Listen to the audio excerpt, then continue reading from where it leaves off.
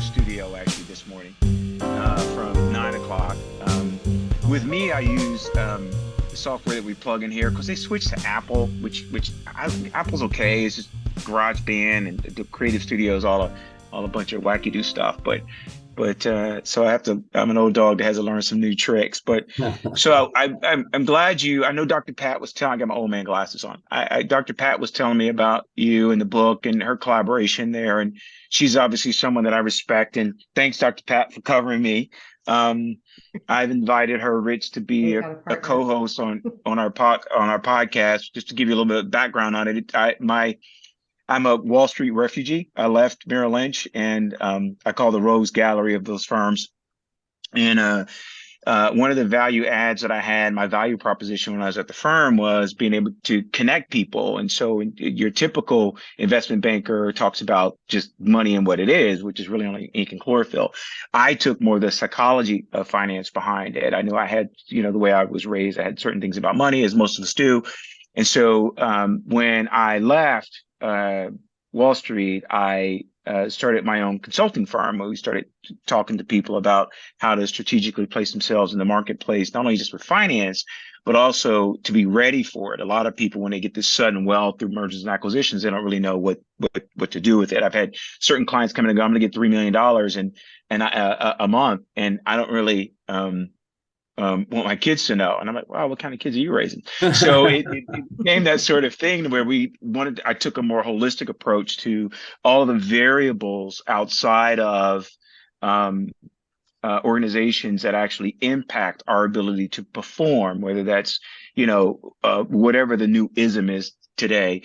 And so instead of focusing on productivity and profitability, there's recent research has shown that organizations really are looking at how to get their high performers to really operate at their optimum. And so when Dr. Pat was introduced to me through another podcaster, her and I started talking, and there's a lot of interaction and overlap into our own personal core values and what we wanted to do. And so I've met with like institutional trading, the head of institutional trading at Morgan Stanley, to talk about why their DEI program is failing from a leadership perspective, because they don't really understand change integration.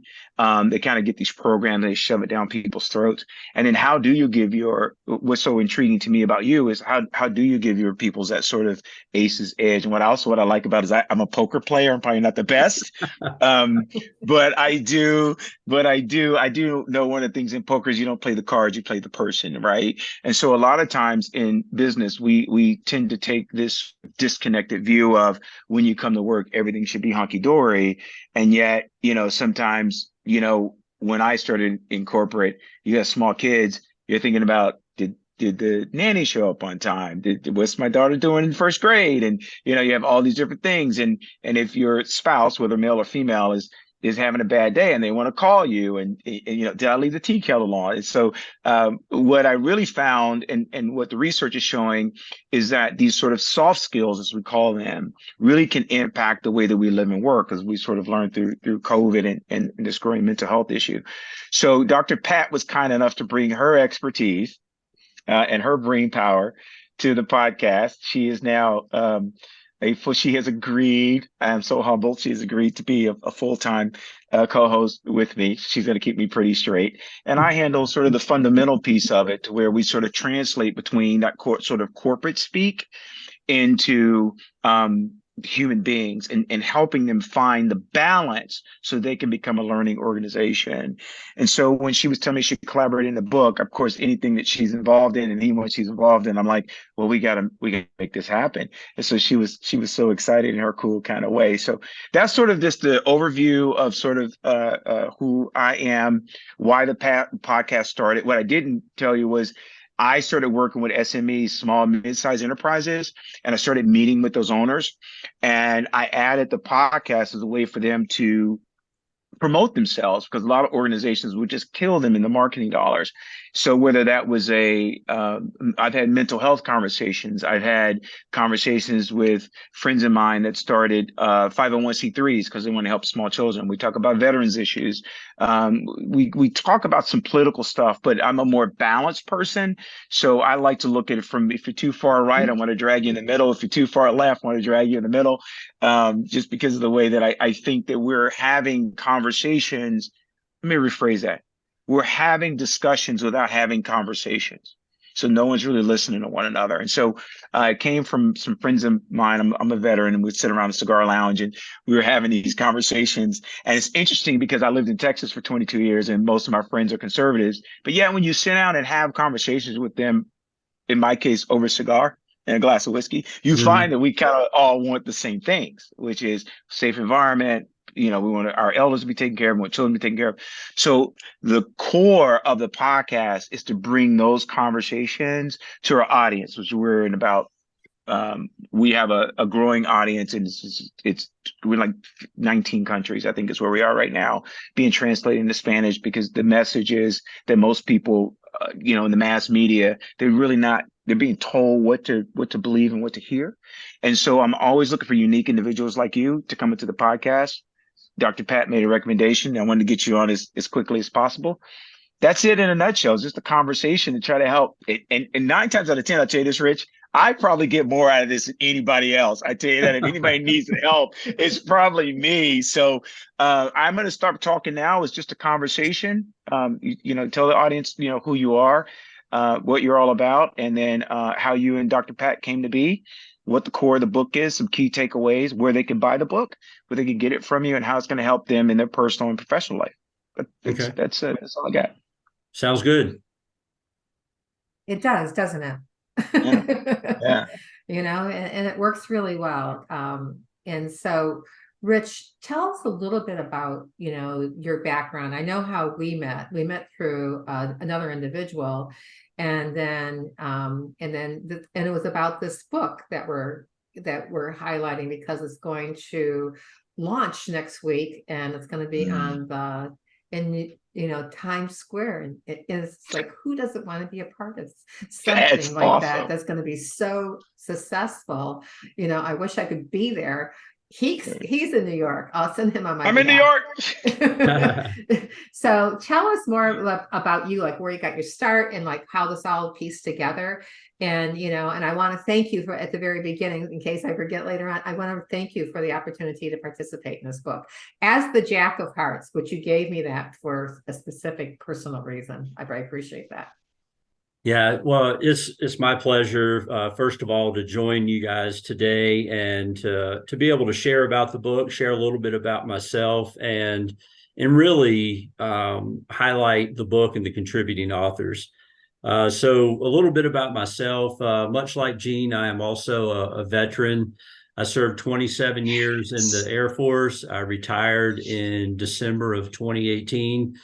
And shortly thereafter, I kind of went into some training development and what have you with some companies here. And then I started my own business called Higher Calling Consulting, where I have the opportunity to work with and connect with a lot of wonderful entrepreneurs, business owners, just to help them try to achieve success or work through obstacles that they have. And in my time as a retiree, if you will, I'm not very retired, but I I found that through my career and then even afterwards, well, at least once I got my act together as a young airman, I wasn't so squared away, but had some good mentors and had the opportunity to teach professional military education for 4 years, and then really kind of got the bug, if you will, to be an avid learner. And throughout my career, I prided myself in staying abreast of what was going on and bettering myself as much as I could through connecting with people that I felt were going to help me achieve the goals that I wanted. And in turn, that translated into one of my values as whether it's in my magazine or as a business owner or as in with this book, is helping other people connect and giving them an opportunity to share their messages and to and really grow themselves and grow others as they do that, because I feel that we grow better together. And I believe that this book is a great opportunity to do that. Mm-hmm. Well, first, Rich, thanks for your service. I would tell you, I'm an Air Force vet as well, so that's kind of nice. I don't know how I missed that in your background. I did 10 years actually, so that resonates with me because if you could just expound on a little bit that transition. You retired after 27 years, and most people don't really touch on how difficult that transition can be when you go from our lifestyle that we had into the civilian sector. And you said a key thing that I would hope you would expound on is you found that sort of um, uh, like-minded individuals could help you with your success. So would you just expound on that a little bit from one airman to another? Yeah, sure. For me personally, well, I'll kind of back up a little bit. As I was going through my career, I interacted with a lot of people that were separating, retiring, a variety of things. Either way, they were getting out of the military. And one of the discussions I had, especially towards the end of my career, that I would have with people is when they were separating or whatever, I'd have them come in, speak with me for a little bit, and just kind of find out what their plans are, what their goals were, and we would talk about what do they feel the hardest aspect was going to be for them transitioning from military life into civilian, whether they had a job or not. And I in my own case, for me, I knew it was time to go. I had a lot of talks with my peers, and one of the questions I asked them is, "How do you know?" And everybody had different reasons, but it all came down to they didn't feel either whether they had to get out because they reached higher tenure or because they were getting out on their own for whatever reason.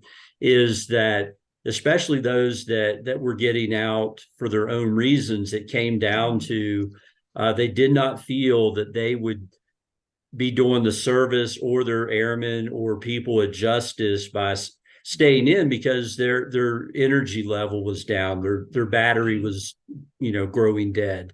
And that transition for me was pretty easy, because even though I retired at the shortest amount of time possible, you have to have 4 months minimum to retire. I didn't plan it out a year in advance and push the button, but I knew that the time was there, and I retired within 4 months. And for me, I did an interview. I was already picked up by a local utility company to do training development. So I had my retirement ceremony on November 9th, 2018, and I started working for the energy company on November 19th.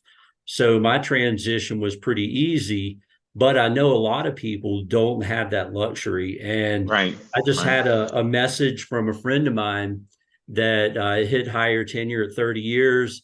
He had to get out, and he's struggling with making that adjustment. So one of the things I did for him is I know a guy that's in his area in the St. Louis, Missouri area, and I connected him with this guy, and he's very connected with the veteran community.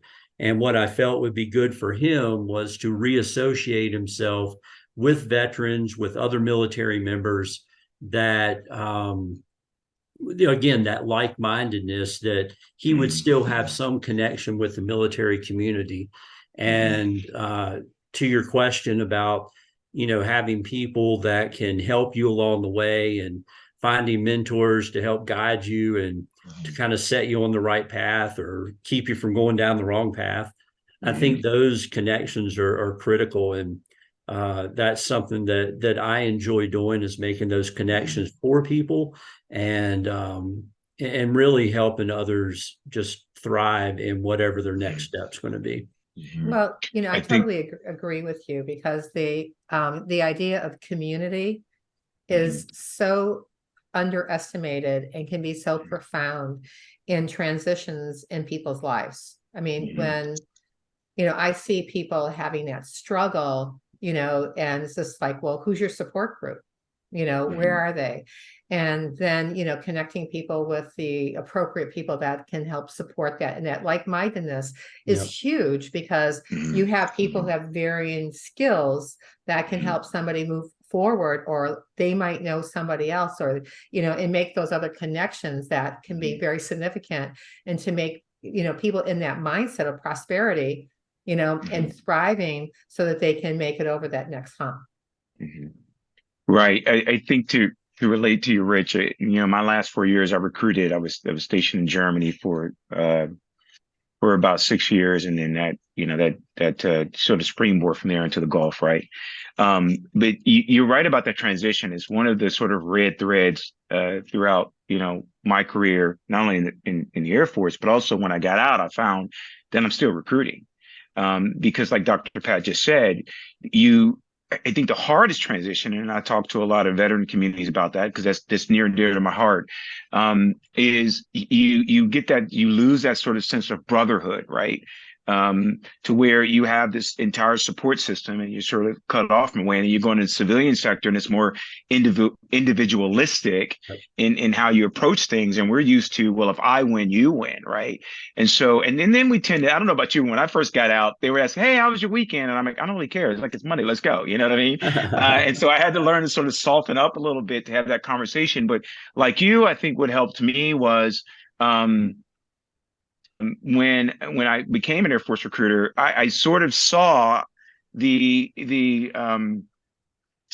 differences between military life and civilian life, and so they kind of train you how to work, within the two, and that's what really sustained me. Where I realized a lot of our brothers and sisters don't really have that sort of skill set and needs to be taught, and Mhm. so this is why individuals like yourself, partnering with Dr. Pat, can really help um, uh, uh, minimize that sort of what seems to be like a gulf, right? This whole Right. big, you know, mountain that we have to climb to not speak military speak. They want us for our discipline and skill sets and hard working, but we then have to learn how to speak what I call corporate speak, right? Yep. In a way, they're Mhm. saying the same thing. It's just it's almost like it's just translating, right? And Mhm. so I still Right. find it difficult, even though I got on in '91. But the red thread here is between Dr. Pat, yourself, and myself is it's all about change, integration, and transition, and having the skill sets and the resources in order to do that, whether we're transitioning from military lifestyle, which is a huge transition. I can't imagine. I know what it was like for me, but you did 27 years. I got a lot of my friends that are retiring. I'm on one of our Facebook groups. And that transition is quite difficult when you look into the research from a health perspective, from a mental health perspective, from um, dealing with so much stress that they have, that we normally carry, that can be transitioned. That's why it's such an added bonus. I'm so grateful that you're on the program to talk about it from that perspective, because you're thank you for your service, by the way, if I didn't say that. Yeah. Um, but you can really speak to this idea of a huge life transition and how that led you to your purpose and your vision, which ultimately would lead to the book. So I'm really grateful having you here. So Yeah. Well, I this added appreciate bonus, it. you're a Thank veteran. You're added bonus, you're a veteran. Air Force on top of that. Right. Well, We're gonna win this. twins. Yes, yes. Brothers from So another Twins. mother. brother from another Yeah. mother. That's it, brother. So, how did you? So when you left the Air Force, and how did you go about um building your squad? How did you go about building a team? Like is that something that you learned when you were in the Air Force? Or is that, when you got out, you said you didn't really prepare like most people do. So I'm going to retire at XYZ date. So you kind of jumped into the kind of jumped into the middle of the ocean, learning how to swim. How was that transition? What were some of the uh, challenges that you faced in transition, and did you feel prepared, giving your Air Force experience? Yeah, so fortunately, I did go through. I went through TAPS, our transition assistance program, a couple years prior. The year prior to retiring, I went through executive TAP, and I got a lot of great resources there. And honestly, that's where I met the guy who ended up hiring me into my job.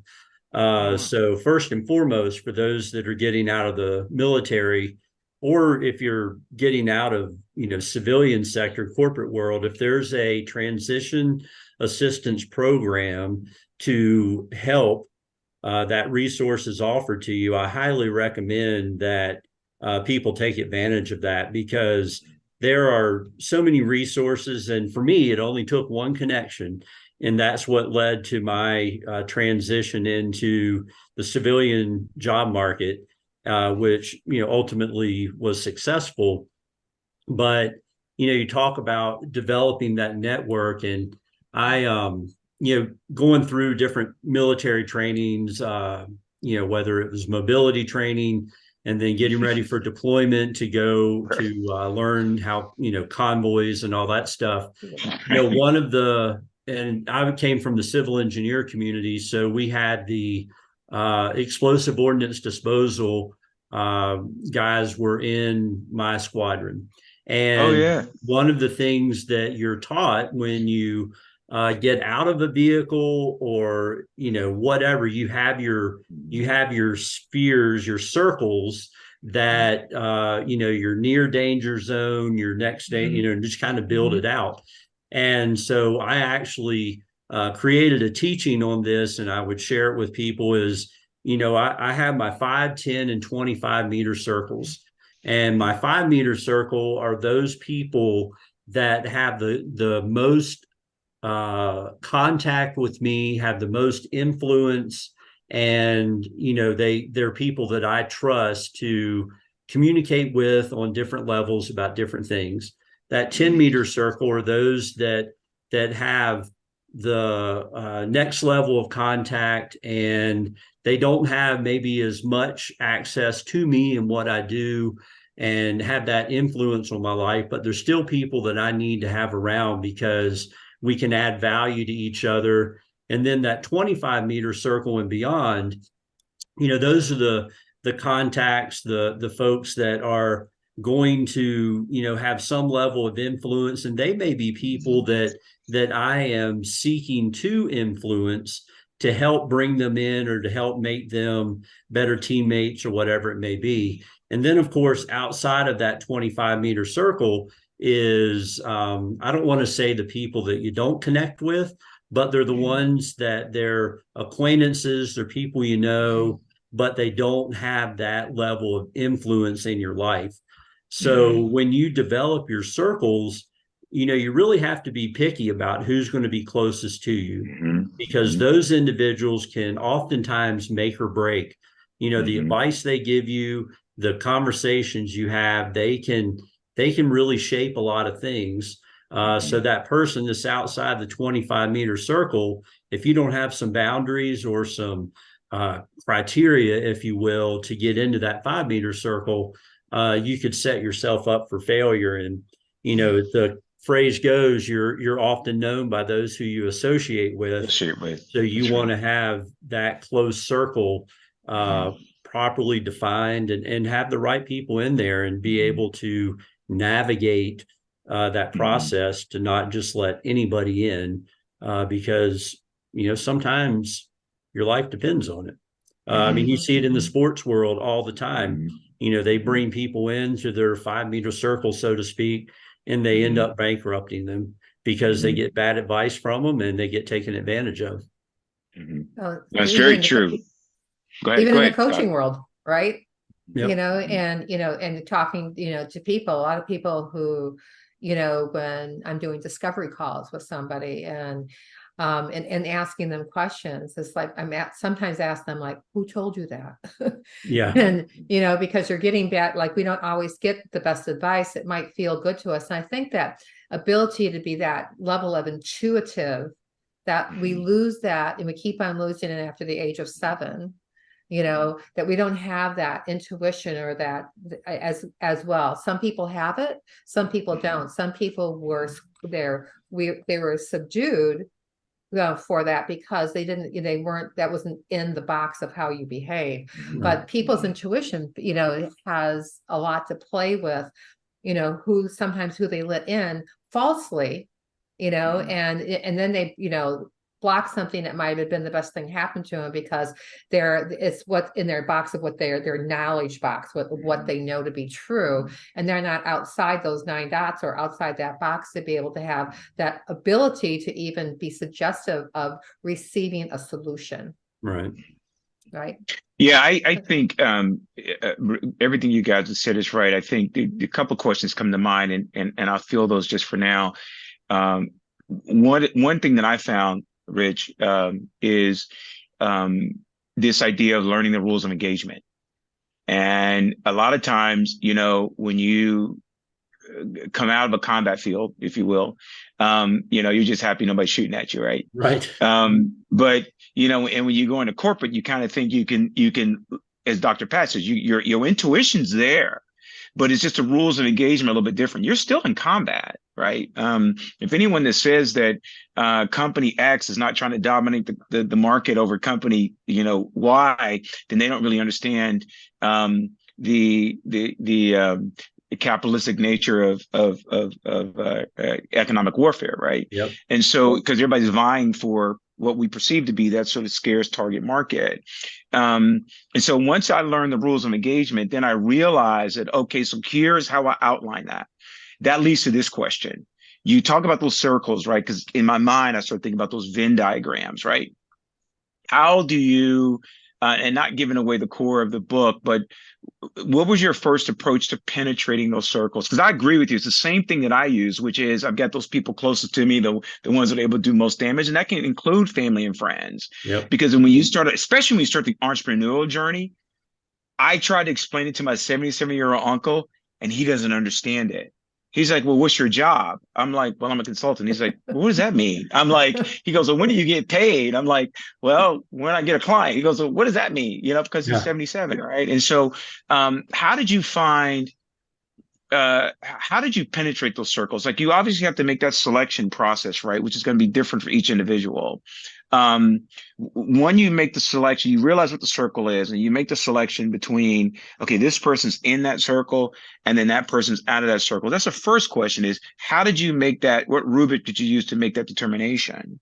And then the second piece is, how did you then, grab their hand and have them help you penetrate to the next circle? Yeah, I mean, really, it comes down to conversations. When let's say some people I just met through, social networks and what have you, but having those conversations and just, engaging with them to find out if there's something of interest. And when you find that there's something of interest there, you then set up time, have more conversations with them, spend more time, find out where there's some synergy between the two of you.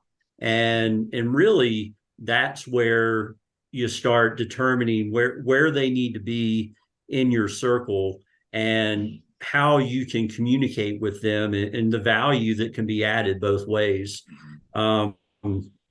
Sometimes referrals are made. You have, through connection, you say, hey, you know what? I think it would be great for you to speak with so-and-so. And, you have a conversation with them, and you may find that there's great synergy there, and there's a lot of value that can be added on both sides. And then other times you may find that, there's value there, but it may not be to the level that would get you inside that 5-meter circle. Maybe there's somebody that, you may refer people to, or you have connection with, and, you just kind of have sporadic conversations. But really, I think that, I find that I have a pretty good judge of character for people. And, if the values don't align and there's not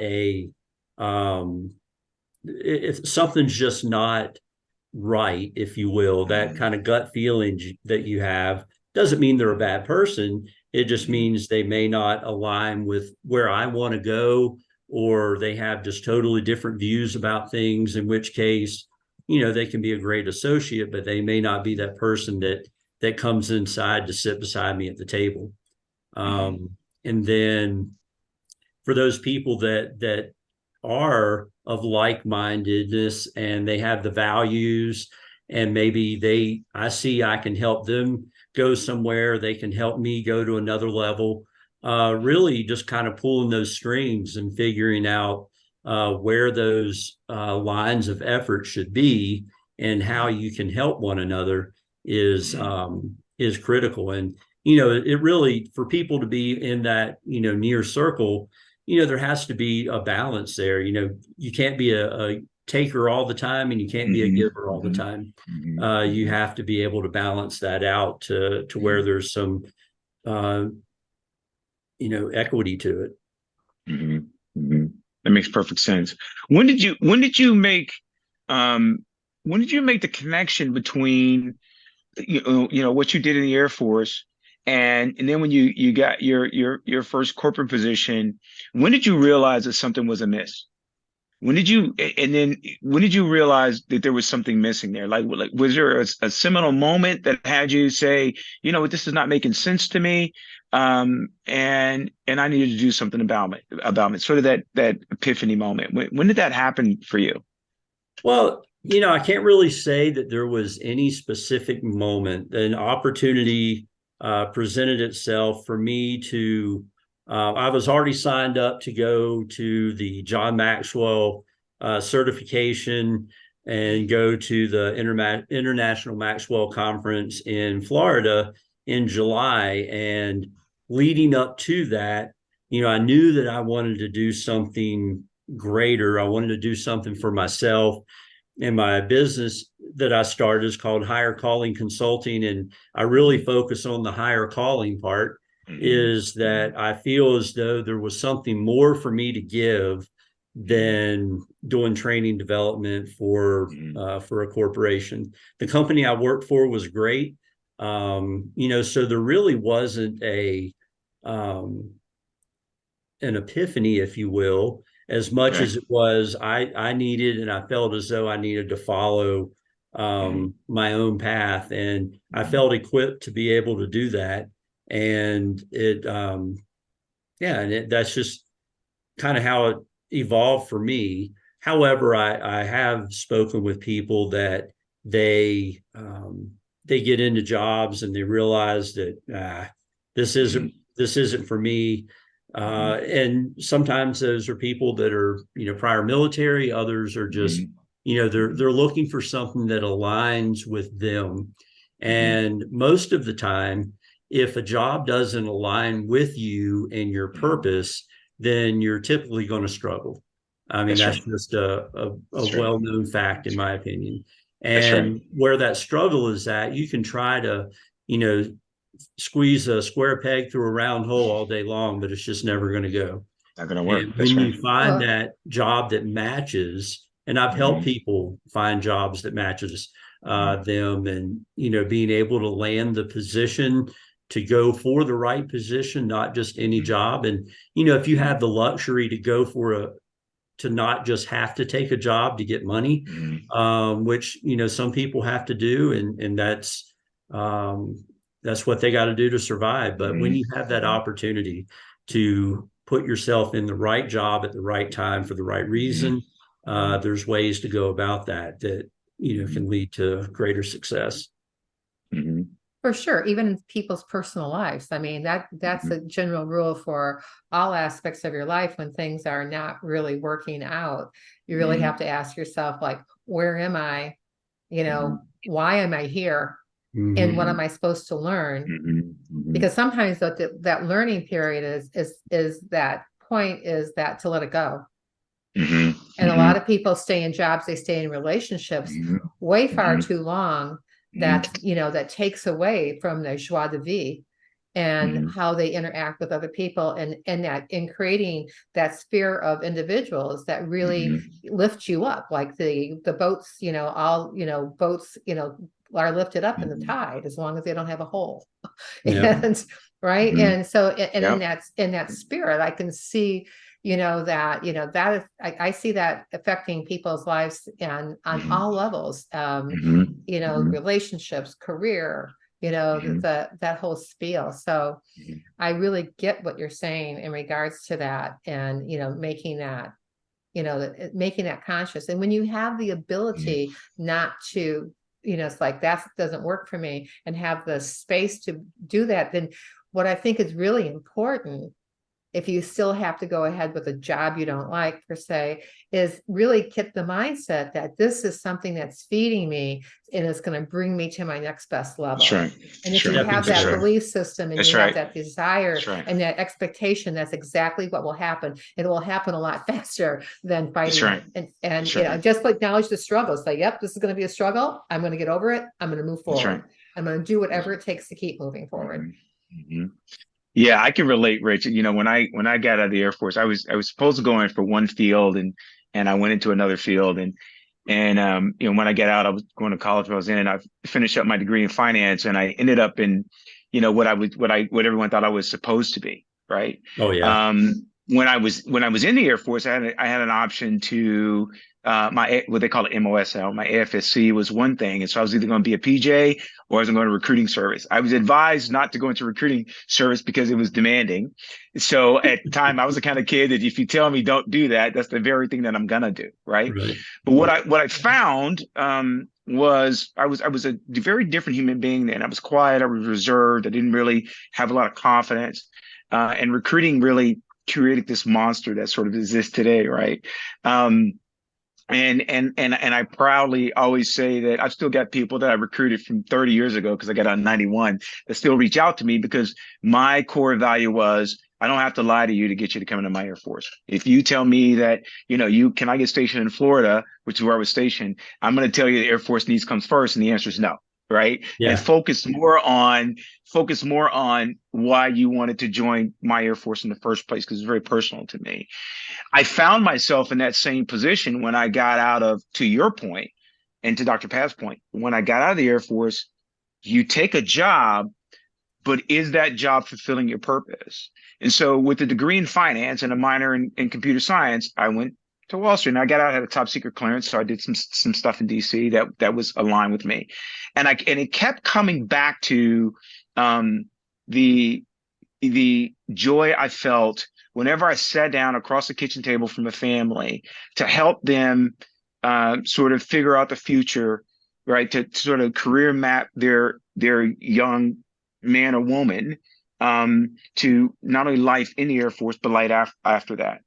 So when I got into the world of finance and getting assets under management, you kind of forget who you are at that point. So when I went to grad school, I was very intentional on whatever I'm studying, does it align with my purpose, which I believe is to positively impact the lives of other people? That's what I'm focused now. The money and all the other stuff and the job, it's not giving me the it's not feeding me the same way as I was fed in the 4 years that I would sit down with the family to do that. So I'm a living testament to you must align your core values from with an organization, because we do just go look for jobs as opposed to, you know, is this going to align with my purpose? And I think that's why we have so much um, discontent in the great resignation, because people are just being cogs in a wheel, right? Is that sort of your estimation of it as well? Please tell me I'm not alone. Only I spent like 20 years trying to figure out who the freak I was. You know what I mean? And then I finally clicked on me when I left corporate. I thought, I don't want to start a consulting firm. I don't want to do that. I don't want to talk to people. I just want to be the guy behind the scenes being quiet. And yet all of my examples and my encouragement and my inner circle kept saying, no, this is who you are. Like, even in my own company, I'm like, I just want to work there. I want somebody else to be the face of it. I don't want to do that. And then that's what sort of led to the podcast, was this idea that if you're going to do it, do it. Be in line with your purpose. The struggle is going to be hard. Do you find, in your estimation, that that's most people are like that we sort of wade in the water until we figure it out, if we're fortunate enough to figure it out? Yeah, I do. I feel that oftentimes people they go into something either having a misperception of their own strengths and abilities, and they don't pursue that or have somebody to guide them, or if they do, they don't want to listen or whatever the case may be. But you find those that just kind of dabble around and do whatever. If they're fortunate enough, they get to figure out what it is that they want to do, and then they apply themselves and they get to it. But oftentimes, and I don't want to blame it on the new generation or anything, but I don't know that that society as a whole is being taught some of those things at an early age. And sometimes it's just like, as a parent, you could tell your kids something based off of your own experiences and life lessons, and oftentimes it's not until years later that they're like, dad was right or mom was right. And but yet if somebody else comes along and says something to them that's almost the exact same, it's they take it. It's like the TV dad commercial, real dad says something, TV dad says it, and oh, that's right, TV dad. And the guy's like, well, I just told you the same thing. So I do find that people, and that's what I think, as part of my training with John Maxwell, I got a DISC certification, and I've used other assessments and what have you, but I feel that one of the areas I wanted to focus on is working with students, especially during the COVID timeframe and homeschooling and all that, was to work with kids and parents to understand what the youth's strengths and weaknesses, what their, where they should be focused on things, whether they knew it or not, and to help guide them and direct them in that direction. Because I think oftentimes, parents don't know what they don't know, and then their kids are a result of that sometimes, or a side product of that. And it's unfortunate because, when kids know what they want and they have adult role models that can help push them in that direction and give them good advice, you oftentimes find that, they may make mistakes along the way. Everybody does, but they tend to get where they want to go a little faster. My own son, he just joined the Air Force, went through basic training in February, graduated in March. I drove across country to Dover, Delaware with him. And he got there and he's like, I'm going to hate it here and all this stuff. And I said, well, son, what I learned through my 27-year career, not that it counts for anything, is that every base is what you make of it.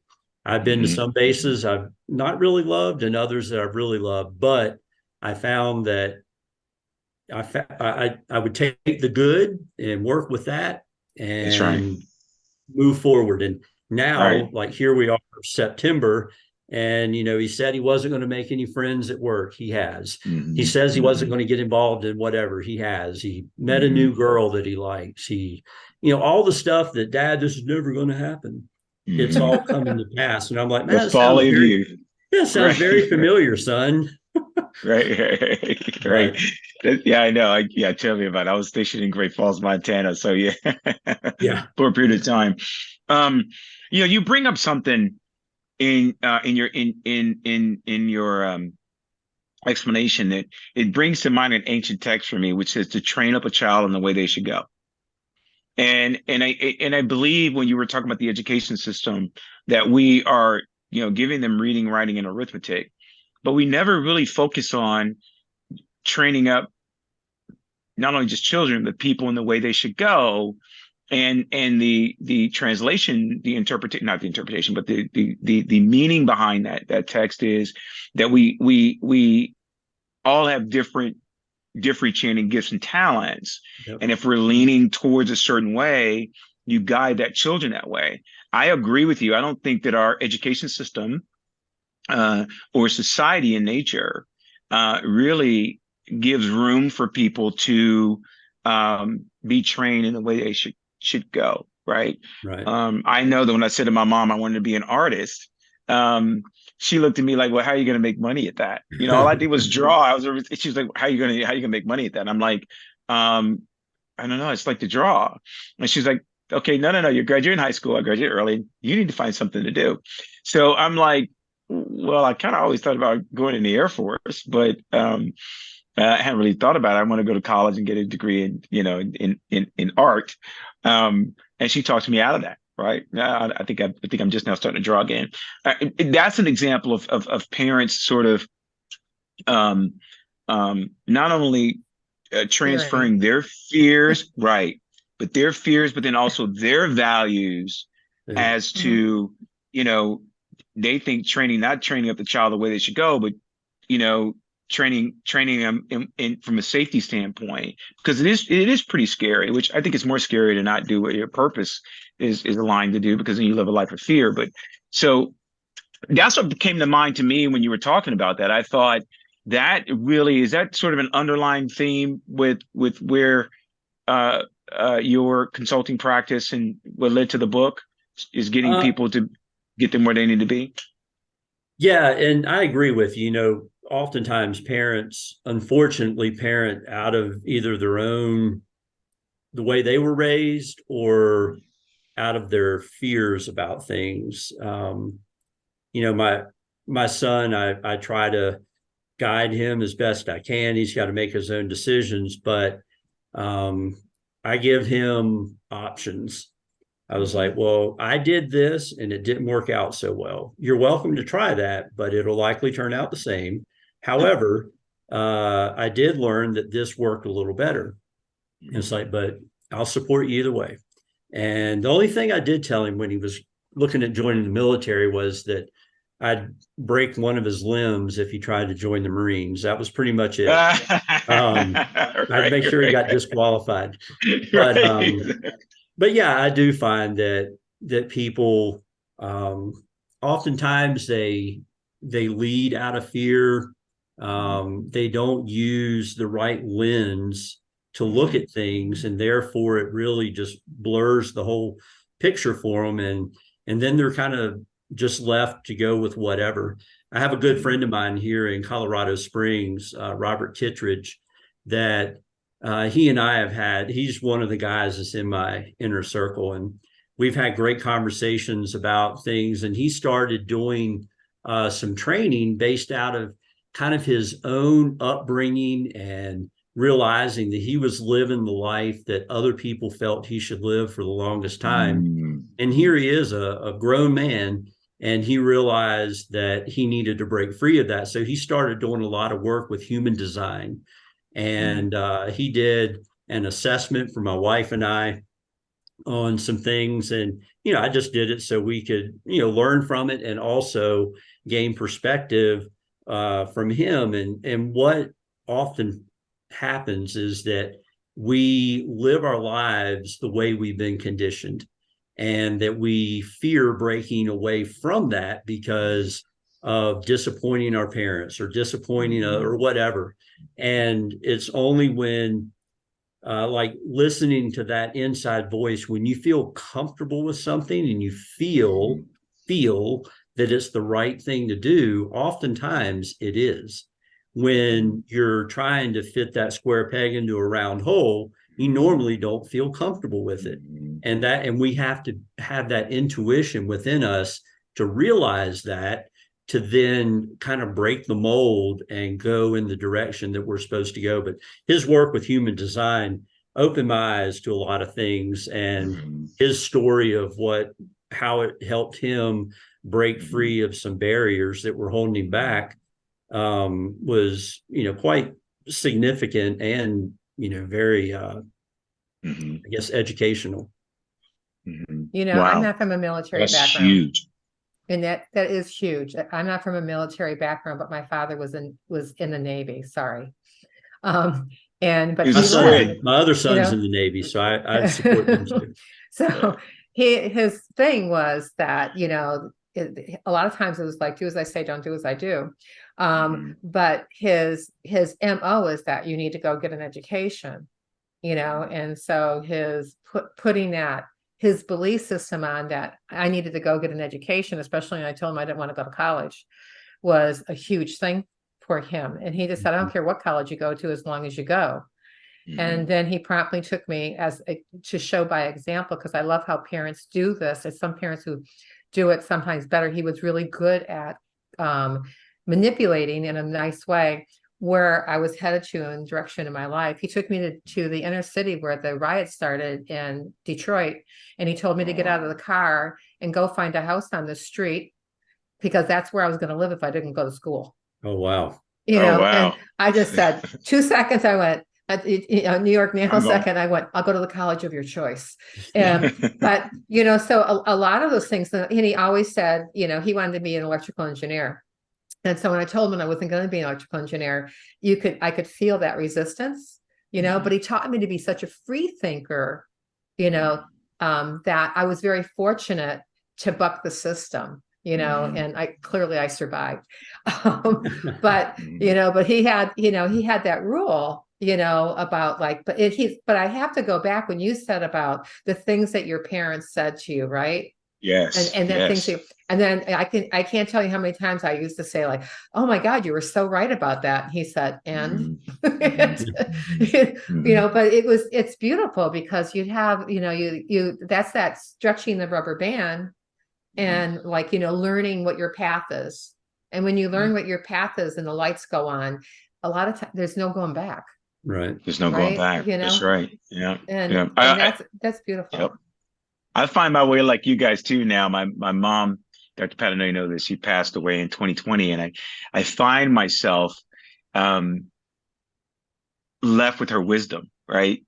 We didn't always agree about things, but now I find myself going, oh my gosh, she was so right. Okay, I get it now. Like, it's like, and here I am, I'm 59 years old, and I'm sitting there going, oh my gosh, she's so right. And then, so it's really fortunate that we have, access to that type of information. And that leads to a question for either one of you. How do you think, right now in the first time in organizational history, right? Or in American history, we have 5 generations that are working in organizations, 5 of them, right? And so, we've got people in our age group, we've got people that are younger, and a lot of the leadership development training programs are trying to address the lack of transfer of knowledge to the next generation. They call them knowledge deserts, right? And so, how do you and this is one of the things that Dr. Pat and I are trying to attack, and I believe you're addressing it in your book. How do you set up the organizational infrastructure, that sort of communication chain of command, if you will, for people to share those ideas, so organizations culture can get strengthened instead of weakness, right? Because you can have someone in corporate, if I were in corporate, my boss might be the age of my son, right? So, how do you then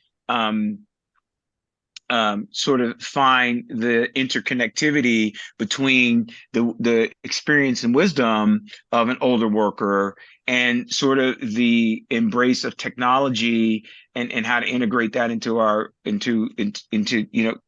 humanity from the younger worker?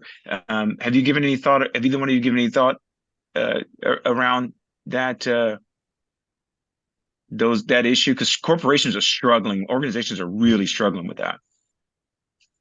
Dr. Pat, you want to go on that one, or? No, I was going to let you go first. Okay.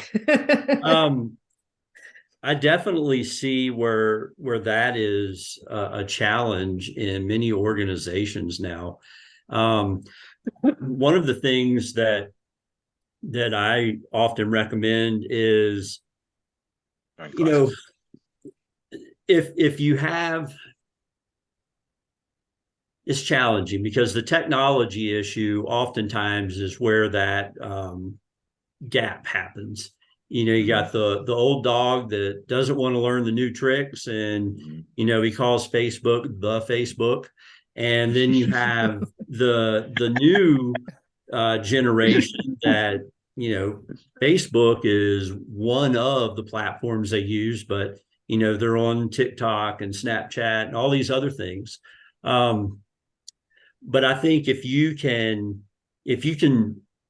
come up with a kind of a problem statement, if you will, and put a group of people, maybe of multiple generations, together and have them go into it, the expectation of having an open mind, the old dog saying, you know what, I'll listen to what you have to say, young pup, and then working together, having some sage wisdom along with some new thoughts and ideas about things, and then just kind of working together on that, again, with the expectation that there will be an open mind. And oftentimes what you'll find is that if the person that goes into it with an open mind, they'll start, whether it's the older person or the younger, they'll start picking up little bits and pieces from everybody that makes them, a much more valuable employee. And when you can then come out of that with the idea that you're going to have a solution that is going to incorporate whatever is discussed, to where it's a collaborative effort, to where the person that's been around for a while doesn't feel as though they're totally out of touch. The person that is a little newer minded about things, that they can learn something from others on that group, that oftentimes there's value in that. And sometimes I've talked about this with people, is sometimes the person that doesn't want to adapt to the company change, or they don't want to adapt to the new way of thinking, you can't stop progress for the cement blocks that are just in your way. And you can't stop change. Not saying that you need to fire them, but oftentimes it's those individuals, whether the older person or the newer person, that they'll almost kind of just move themselves out of the way because they aren't a fit with the culture, the values, the direction the company's going. But to your point about the wisdom and the knowledge that is there from those people that have been around for a while, I think that's where you've got to try to incorporate them into things, to at least gain their knowledge and understanding, and again, make them to where they don't feel like they're the outsider anymore, that they're a part of the team, not just the grumpy old person sitting in the corner. Right. So it's a challenge. It's a real challenge that has to be faced. But I think collaboration and connections is a way to help circumvent that. Well, that's a great segue into the book, because you collaborated on this book, right? So it's a book of collaboration among various authors. How many authors in the book? Why did you choose? Well, now that you've actually explained why you choose collaboration, because you believe in it. So we'll mute that question. But give us the idea of you wanted to write a book, and in keeping consistent with who you are and what you've done professionally, you decided to go the collaboration route. So walk us through that process. Yeah. So 52 authors, plus we got a couple jokers in there, which is Ken Rashawn and Michelle Mraz. I partnered with him on the book. He felt strongly about the idea that I pitched to him, and Michelle Mraz is part of his community and one of the co-founders of Amplifluence. They're the two jokers, but otherwise 52 authors in this book. And I tell you, I don't know that I'll do 52 again, because that was a bigger undertaking than I even Right. imagined it would be. But when I spoke with Ken about the book, I told him I wanted to bring together people that could add value to readers. Mm-hmm. And I felt the best way to do that was to do it in a collaborative effort. And, Mm-hmm. because like, for one, I don't know that I want to write a whole book myself yet, but I figured in a book that had authors that were sharing different perspectives, Mm-hmm. that as readers were going into that, they would have something that they could get, small chapters to read from each person where they provided their success hacks for life or business, and that people could get something out of one, multiple, all of them. But if one person gets something that changes their life or changes their approach to business from one person, I consider it a success. Wow. And Absolutely. Yeah. it's really, like, for me, even the people that are going to New York City, um, I think they are, and that's where the book launch is going to be.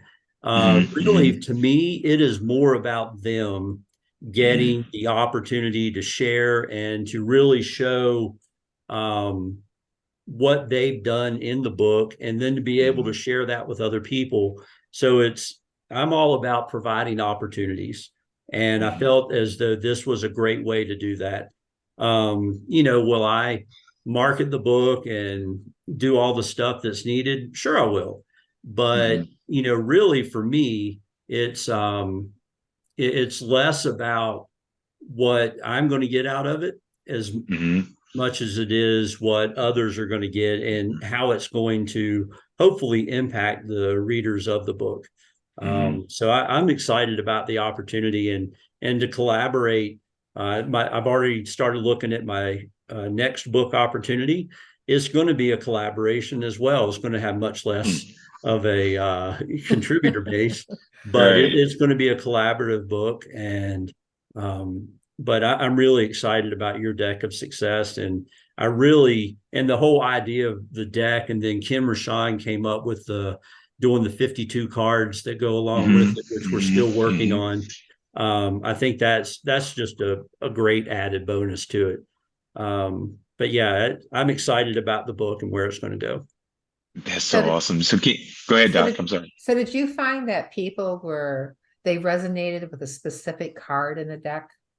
Mm. Yeah, there were definitely some that, that they wanted to have a particular card for various reasons, whether Mhm. it was their favorite card or it had some sentimental meaning to them.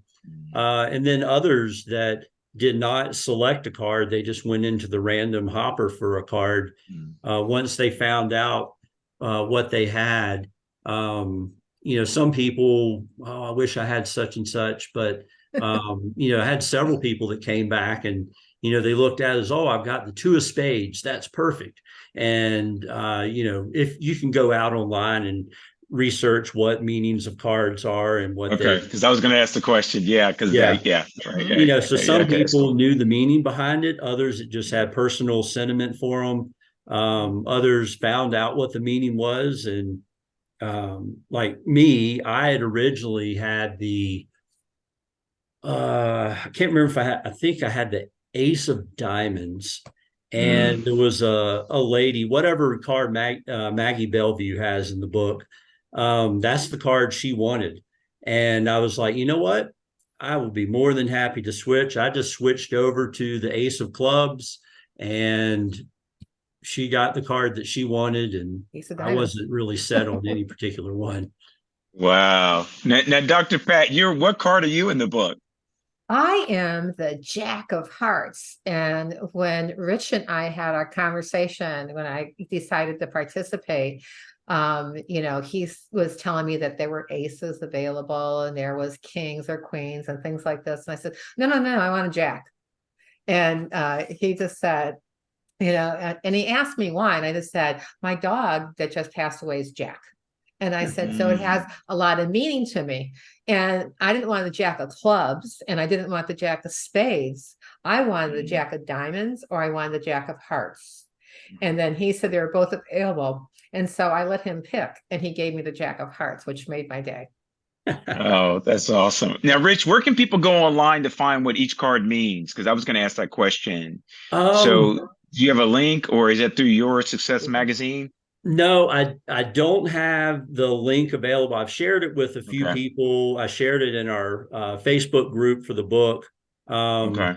But if you just do a search for Okay. card meanings, you can go through, pick whatever the Go through card there and find is, and those. it'll tell Okay. you what it means. Yeah, Okay. Okay. You do have a Facebook group. Where can we people do. connect with you on Facebook? Your So Deck they of can Success, or So yeah, they can connect with me on Facebook. It's Rich Parsons. I think it's facebook.com, rich.parsons.hcc.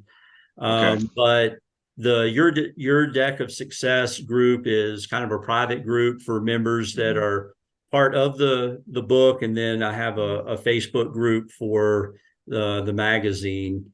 But yeah, just look up Rich Parsons. You'll see my smiling face on there, and folks can connect with me there for I sure. never not see you smile. And then as far That's as awesome. getting the book, my first recommendation is if anybody's connected with Dr. Pat, to reach out to her directly. She has the ability to get books, and I'm sure she would even sign a copy for anybody that wanted to get a book through her. Right. But I want yeah, my here. You'll coffee. never be able to read my doctor's signature. But it will be But there with much otherwise, love. Right. people can connect with me. They'll be able to buy the book on Amazon. We're going to be doing Okay. Okay. a bestseller campaign coming up here within the Okay. next week or two. I'm working with Ken and his team to get that set to where we can have bestseller status for multiple days. And one thing I did want to add, and I know in previous communication on email, one of the things that was brought up is how organizations could potentially get a hold of this. So what I'd like to That'd do be great. is for Mhm. any organization that wants to get the book and use it as a lunch and learn or a book reading group or whatever, is the book sells on Amazon for $24.95. For up to 10 books, I'll drop that down through me for $19.95, and 10 and over, I'll drop it down to $14.95. Oh, So if that's awesome. Okay. organizations want to do that, I'll drop the price and be happy to share that with them, and then hopefully get some feedback from them, as well as what I would do when Absolutely. I was in the military. Is I had a bookshelf, and one of the things I had was the John Maxwell 101 series, and Uh-huh. That book. I would do a gift card for whoever finished all the books first, and I give them a gift card for Starbucks or somewhere. But the stipulation was they had to read the book and they had to give me a paragraph on what they got out of it.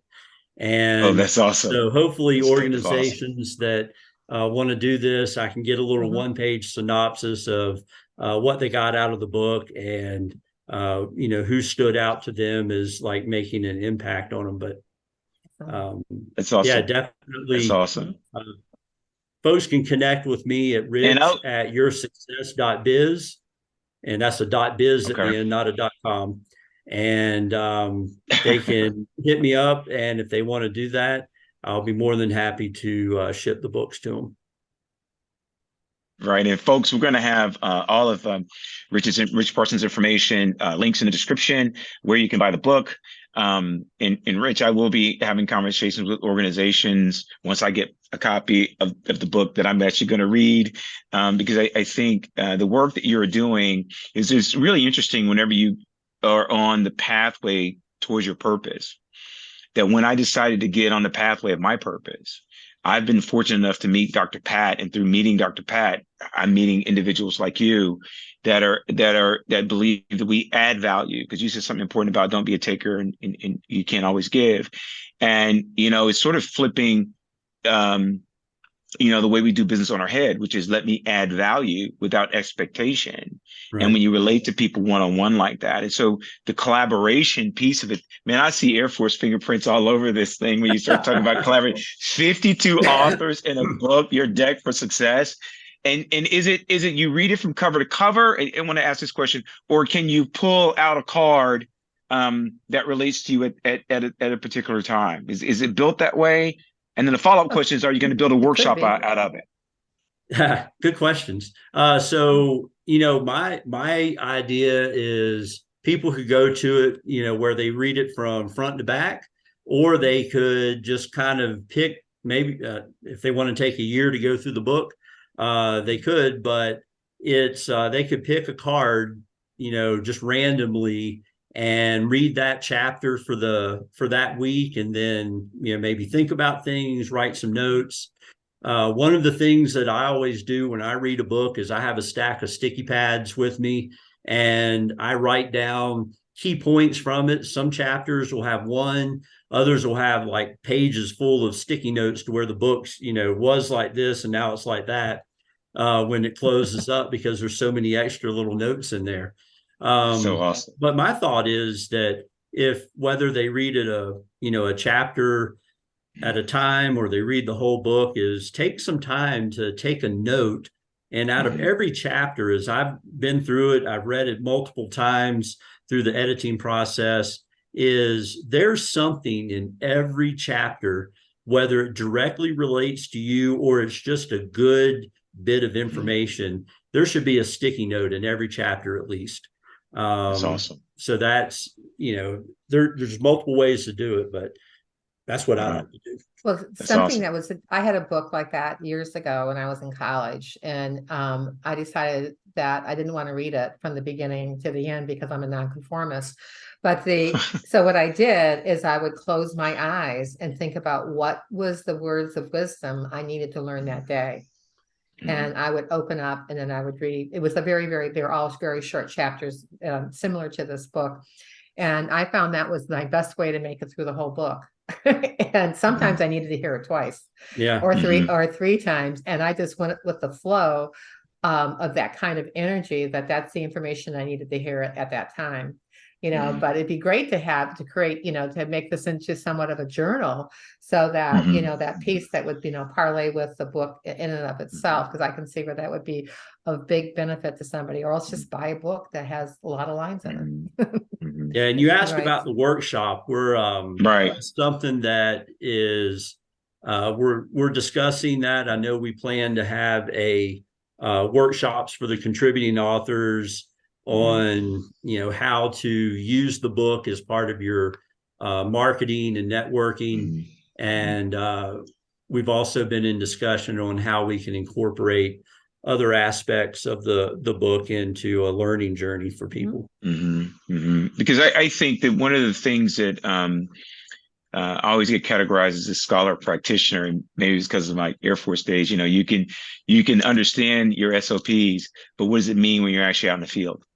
And that is something that I've carried with me. I think there's a lot of theory that we have about certain things, but then the best way to test it is actually in the field, understanding the framework by which we do things, and then putting it into the field. And that leads to a question. And I know when I emailed you, I said I was going to keep things pretty loose with questions. Now I just got more questions because these are the kind of books that I like to read as I try to refine myself. Is the book structured and designed that way? Like, people are given practical wisdom that you can take and apply. And like Dr. Pat says, you can kind of close your eyes, meditate on that, and then implement that into your daily life. Is that how the book's designed? Yeah. So it's some people tell a story, and like there's one individual in the book, Lisa Bischoff. She tells a story about her kind of interesting life. Not to give too much away, but she was supposed to serve 12 years in prison for some theft that she was involved in, and she Wow. God redeemed her life and Wow. spared her that, and I think she spent I think it was 2 weeks in jail. But was she started education early. She started college in her teens. I mean, Wow. just had a path Wow. of what you would say, oh, this person's really going somewhere. And then Right. she ended up, you know, getting a large amount of diamonds at one point. That was her second offense. The first was basically fraud for money. Wow. And, but her life got turned around, and, it was, been a great change. Now, whether somebody can relate to that from a crime perspective and then getting their Mm-hmm. life Mm-hmm. Mm-hmm. on the right path, Mm-hmm. maybe somebody Mm-hmm. can relate to that in some way. Mm-hmm. Maybe Mm-hmm. there's somebody, like in my chapter, I talk about defining success. Mm-hmm. Oftentimes we want success in our life, but we don't know what success is, and we don't Mm-hmm. define it for ourselves. Mm-hmm. So I challenge people to define success for whatever it is that you're going after. And then in between that, you've got, she's the last chapter, I'm the first chapter. In between Wow. that, you got 50 other people that are going to share their perspective on whether it's something to do with business, or it's going to be something to do with just Wow. finding success in their life. Here's something that, okay, first of all, I got to get goosebumps when you told me about Lisa Bischoff, because I think I know that name. I just have to remember where in my Rolodex I've heard of her. Um, uh, I always say we live in an age of accusation, right? To where sometimes we write people off. Um, I think someone said to me the other days that people don't change, and a personal conversation I was having, and I said, well, I used to believe that. I don't believe that anymore. And people on the channel know, you guys know that I'm pretty straightforward about my belief system. And they said, well, why do you believe people change? I said, well, you just ask Nicodemus or Nehemiah. God said people can change, and they can. I think we have to present a platform for those that want to change. And why I got goosebumps on your book is because it is not a bunch of guys like me.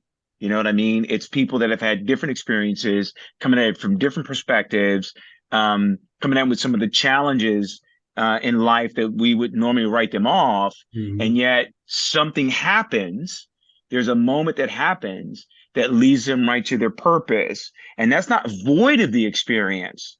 From what I'm coming to learn, is it is because of the experience Right. that it got them on. Sometimes we either learn with the carrot or a stick, right? Sometimes the carrot might not work. The stick gets us right to where we need to be. I'm kind of, I can't wait to get this. I'm sitting here. I can't wait to get a copy of this book now, because I think, and folks, I'm going to encourage you. I'm going to put all the links in the description for this book. Because this is, I can almost feel the energy of the potential impact. Because I think regardless of you hit on a couple of things, and one, what is success? How do you define it? I'm still trying to define it. It's not the big car and the big houses necessarily. Right. It might be these one-on-one connections. So that's where I'm definitely going to read it. I'm just going to tell you, that's not because we're on the air. I'm just that's going in my library, as Dr. Pat would say. I Right. want to learn from other people. And that pearl of wisdom that each person offers is their own experience. So sometimes in the face of adversity, you really find what you're really made of. And you also have the ability to transform that experience, and ask yourself, like, okay, so this bad thing happened or this good thing happened. What did I learn from it? Right. A lot of times we have a tendency to ask what we learned from the bad experience and never say, what do we learn from the good experience? Exactly. So they both have value, in that regard, I'm really looking forward to, because there's some friends of mine who we have mutual friends, who are in this book also. So I'm really looking forward to seeing what they have to say also, and I kind of already know what they do, and what they talk about, but it'll be really great to see that gift that goes along with that. Yeah. And That's I'll point awesome. out also one thing. So we've got a wide variety of people. We've got, as far as age, experience, ethnicity, all kinds of Wow. things. So one that I'll point Huge. out is the youngest author in the book. And it was kind of odd when the person signed up, it was Andre Simmons. So I'm thinking Andre Simmons is going to be the author of a chapter. Nope, it's the 16-year-old daughter. Wow. Yep. So Wow. Nadia Hayes Simmons is the youngest author in the book. I think she may be 17 now, but Wow. yeah. So and she's writing another book called Smiles, Mhm. and they're working on getting that published. But anyway, so it covers all age ranges. That's Mhm. so awesome. So I got to ask you because I know. So when is the? So it's interesting because I'm trying to figure out how to construct this question without giving it away. Because Rich, I want you to have the honor of doing that. But um, I, so the book's launching soon. Yep. I Next guess you week. can share with us next week, and it's coming out the. When is the book coming out? It's coming out on the what is it? 18th, 20th, 21st? So we're doing the Oh, book this launch. episode. We're doing the book launch 18th to the 20th That's what it on is. next week in New York City, Times Square. And then our plan is to right after that start the campaign for Amazon bestseller status, and Mhm. then we'll be working on national and international bestsellers as well. Now it's going to be in Times Square, but then the other piece of it is it going to launch on any particular program? We will have some Facebook Lives that are going to be going Okay, on okay, during that week. And okay. in the evenings on the 19th and the 20th, we don't have the specific times because they can kind of bump you either way, but Mhm, we're meeting up around 9-ish each mhm. night in Times Square to see the book in the back on the Jumbotrons and have people doing Facebook Lives and whatever other platforms they use, but it'll be a great experience. Well, I'd like to let the audience know, and Rich and Dr. Pat, with your permission, that folks on Unfettered would like to help you promote the book. That'd be Um, great. to also have it on our YouTube channel and to walk this journey with you. It's one that's near and dear to my heart, and to see like-minded individuals doing the same thing, I can't help but support it. So any way that we can support you here at the channel, um, by and supporting our very own Dr. Pat in the process, and really trying to positively impact the lives of other people, I'm all about it. You can call, email. I want to have you back on the program. What do you think, Dr. Pat? We're going to wear him out. No, I just think, there's so many pearls of wisdoms from, like while you were speaking, and we were talking about in my ecosystem, I thought of like 7 people who would be Mhm, really great candidates to be mhm, on the show, mhm, and it's just like, and I learned so much about you because I know you kind of. I'm probably in that 25th part. But we know people, and Yep. we love to support each other. mhm, mhm, And Definitely. so, and that's what, I always, I try to get so many other people like, hey, you have this opportunity. You can be an author, 500 words. I mean, it's not that hard. And, to support this. And a lot of people are just scared to put their name out, and they mhm, don't know really what that really feels like, because it might change their trajectory so much that they have to take action. Yep, and definitely. and they're complacent with where they're at, mhm, and mhm, I like fires. I like being in the mhm, middle of them, figuring how to get out. mhm, But there is such a plethora of that interconnection, and that collaboration, that these 54 people will always be connected because of this one event, because of you. mhm, Yep, mhm. definitely. And That's that's one of amazing. the things I like the most out of it is that it's created a community within a community. Mhm. And Rich, I'll tell you this, that, one of the things that I was talking to Dr. Pat about as I was changing the format of the show, going from people listening to me drone on and on about things, was to add her excitement and enthusiasm to the program. Is we're going to have Dr. Pat's Pearls, which is going to be a segment that she's going to drop these sort of pearls of wisdom. Um, and there, I think I did this with Dr. Pat on air, and I'll do the same thing with you. Is that, especially as an Air Force veteran, that's just I've had siblings that have served in the other branches, although I think the Air Force is probably best branch, but it is what it is. But I would really like to have you, given your schedule, to provide your collaborative nature here on the program, not only just to help people within the business community, because I think they need it. And I'm definitely going to incorporate, once I get the book and read it. I think Dr. Pat and I are working on some things. We want to incorporate these pearls of wisdom into my normal consulting practice. But also, I'd like to have a series with you. If you got 52 decks, where we can talk about the deck of success, especially for veterans. Congress pushed a really huge bill passed for us, trying to get more vetpreneurs, right? Yep. Sort of into the space and help them transition. Although I think TAPS is a good program, we need more of it.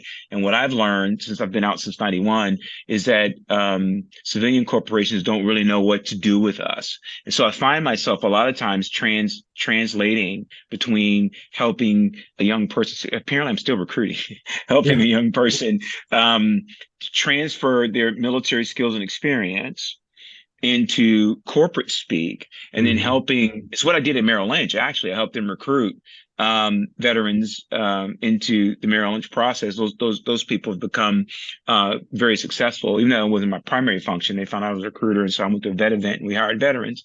And then teaching the civilian sector exactly how to indoctrinate veterans into their organization without losing the very thing that makes them very specific, very unique in the sense, and can help lead their organizations in a way that are more cohesive and actually more collaborative, which is what you've done on your deck of success, which is exactly what we do in the military, regardless of what branch you're in, right? That we literally all hands on deck, not to coin a Navy phrase, but all hands on deck, so to speak, to get us where we need to be. I would really love to have you, with Dr. Pat's permission, of course, to really have, whether that's, we'll figure out the details, but have you come back and share your story with us, because our audience, I've been working with the VA,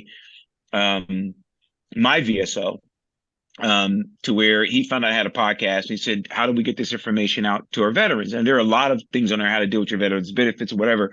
But I think there's this sort of void between how to not only assist veterans with the transition out of the military and the civilian sector as far as their vocation is concerned, but the emotional, mental, and physical transition that comes from, that transition, right? It's almost like a death in one sense. And then, you have to learn how to, because a lot of times, like I would have retired at 37. You're young when you retired, right? And so, you still got a lot of life left. What do I do now at this point? And so, would love to have a fellow veteran tapped in with Dr. Pat to come on and not only help our veteran community do better for themselves, but also help organizations transition in this new sort of business ecosystem that we're living in. So I'm not putting you on the spot. You can answer offline if you want to. I'm just telling you where my heart is. Yeah, sounds like a great opportunity. Yeah, love to have you help us through that process. What do you think, Dr. P? I think that Gene has a way of throwing me in the fire because he knows I like being thrown in the fire, and we're just going to figure out how to do it. So that's what I think. And, and I don't, and it's just like, and I love that because I love I like the motion, and I like thinking on my feet, and I like being able to move, and I like seeing people thrive. And if thriving means taking you from this point to here, and how that fastest point is to go from point A to point C, without doing all the stuff on the inside again and again and again, then just go to Z. It's just like, and if I can show you a way to get there, so without any harm, then it's a good thing to do, because you still don't disallow what happened in between, but you get there in one piece and you can keep moving forward with that. And I think that the combination of knowledge here, and that piece of the puzzle, I think that can be very valuable for a lot of people, not just people in the military. I agree. Absolutely agree. Right. People right. suck, period. Right. I know. And I think, in throwing you to the fire, Dr. Pat, Rich, to your point, um, I had to relearn how to collaborate because, whenever you have a life transition, you one of the things I had to learn through my own personal assessment, SWOT analysis, is that I'm a fiercely independent person. It's very hard for me to ask for help. I don't need anyone to do anything for me. I figure it out on my own. Just get out of Same the way and here. let me do it. You know what I mean? And I had lost that sort of fundamental training that I received to say, that if I want to go far, when I stepped into my purpose, I realized I couldn't do it by myself. And when I was so fortunate, and I mean this sincerely, not because we're on air, to talk to Dr. Pat, and we realized we have this energy, I couldn't help myself. I said, "Listen, you've got the brains and the So, yeah. experience, and you can soften my rough edges, so to speak, if you will." That it was just such a good relationship, and and I do mean this. The conversations that we have, not just with you, Rich, but it really is having me lean more into my purpose because of individuals like you and the book that you're launching, with the deck of your success. That collaboration is the only way we're going to be able to do anything, um, to, to reach more people in the way that they need to be reached. So I had to go through my own personal internal bias, right, about who I was in order to say. So that's why I throw Dr. Pat on the bus. I'm like, if I don't say it now, I'm never going to say it. I'm going to be too shy to say it. So I gotta put it out there. He's got military company. Yeah, On exactly. that. I've got backup. Don't leave me alone. Right. No, I'm kidding. But also too, in having in just this episode, which was not in my intent, and learning that the book has 52 authors, collaborators, and that you put them all together, all different age groups, from racial ethnicity, background, socioeconomic status.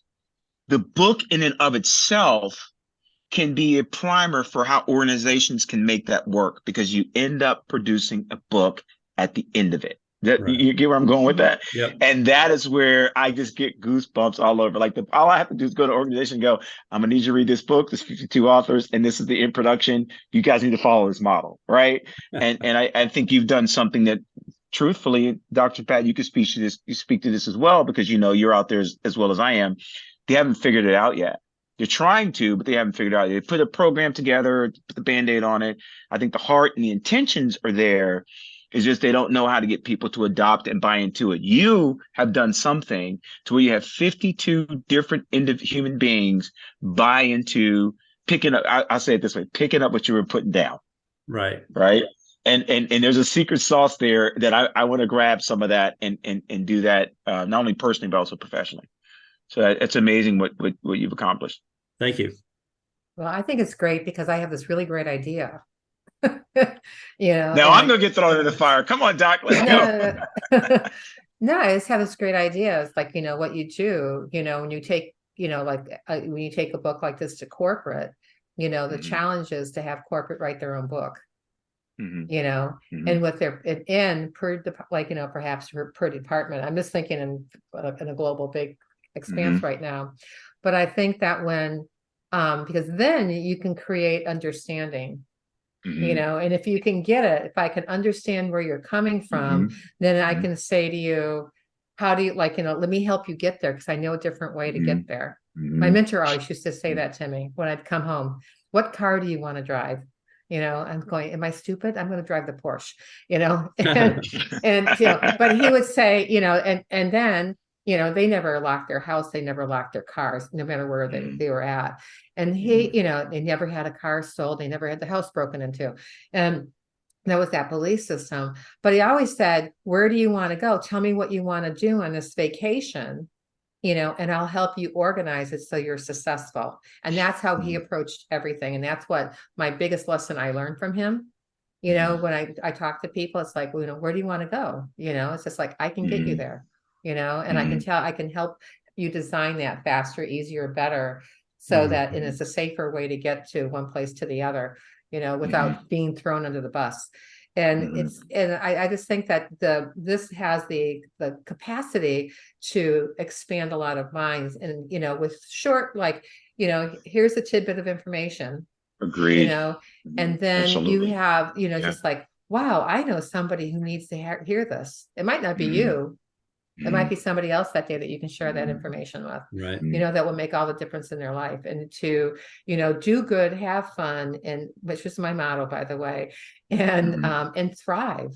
And nothing Mhm. gives me more pleasure than to see people successful, Mhm. and on any level. So I just think that I never probably formally thanked you in public, but thank you for the opportunity to participate in this book.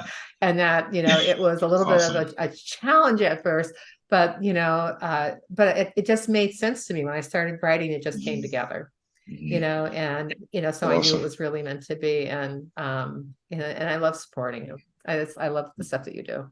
I appreciate it. And we're all going to cross over the finish line together, and it's going to be a great experience for sure. That's awesome. So Rich, one more time, how can people get in touch with you? And what is the one key takeaway that you hope our audience gets from this interaction? And I'm telling you folks that if we're so fortunate to grab Rich Parsons and to bring him back on the program, we're gonna do that. We'll put that in our best capacity to do that. We're definitely gonna be a friend of your Deck of Success, and do everything that we can to help promote that, because when Dr. Pat was explaining to me, it's right up our alley, so to speak. How can people get in touch with you, whether that's your higher calling consulting company? How can they get in touch with you? Where the books? I'm gonna have all the links and descriptions on the YouTube channel and in our streaming platform. How can they get in touch with you, and what do you hope they get out of reading the book and engaging with your firm? Yep. So as far as getting in touch with me, Facebook and LinkedIn is where I'm primarily at. Just look up Rich Parsons and you should find me. I don't think I had the full beard. I may have just had a goatee at the time. Yeah. But you'll find me on social media, Facebook and LinkedIn. And then my email is rich@yoursuccess.biz. And folks can reach out to me there. And I'd love to connect with anybody that wants to hear more about the book, or just explore how they can create more success in their life or their business. As far as my nugget to leave with folks today, really one of the things for me personally that I always try to strive for is excellence in all that I do. It's an Air Force core value, but really just trimming it down to excellence. Whatever you do it to the best of your ability, and everything else will typically fall into place. And I tell that to my son, who just joined the Air Force. He's Awesome. striving to be like dad. But I told him, don't do it for me, do it for you, and be the best at whatever you do at any given time. And the rest of the stuff will typically take care of itself. Wow. And the Can't apple get any doesn't better fall than far from the tree. Well, That's awesome. I That's hope awesome. so. Right. Right. That's That's awesome. true. Thank you All so right. much. Thank you so much, Mr. Parsons, for being on our program. And folks, that's going to be it for us here at Folks Unfettered. And as always, you're sitting with Gene Folks and Dr. Pat Boulong. And we're going to see you next time. Thank you, guys. Thank you. Take care.